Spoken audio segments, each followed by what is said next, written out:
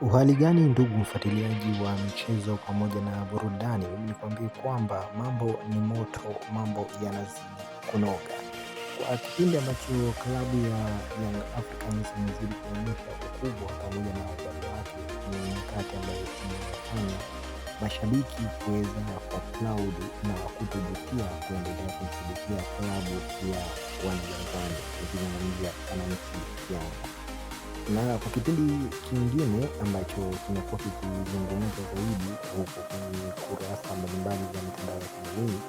mada kubwa mezani imekuwa ni watani wawili wa jadi, yani Simba na Yanga, katika michuano hii ya hapa barani Afrika,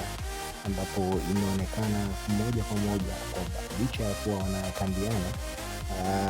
Mwanajangwani iliweza kutoka kwa bao moja kwa sufuri, lakini kwa mchezo wa wana Simba nikizungumzia nguvu moja, wao wameweza kubahatishwa, ama kwa bahati mbaya wameweza kupoteza ule mchezo uliopita, na wao pia ni hivyo hivyo, ikawa ni kinyume cha watani zao, yani wao waliweza kuchapwa bao moja kwa sufuri, na kitu hiki kimewauma mno mashabiki pamoja na wadau mbalimbali walikuwa wakishabikia swala zima la burudani pamoja na michezo. Mimi nikwambie kwamba burudani ni nyingi, lakini pia tayari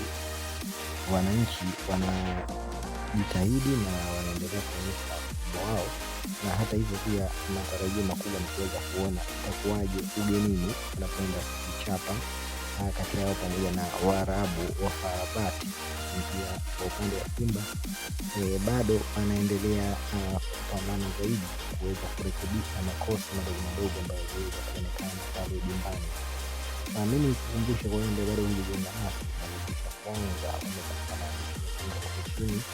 imeandikwa subscribe, ili usipitwe na kuachwa na habari pamoja na burudani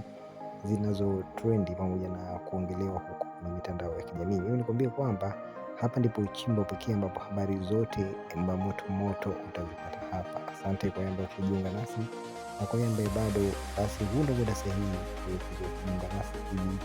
uwe mwanafamilia yetu wa kujadili michezo kwa pamoja.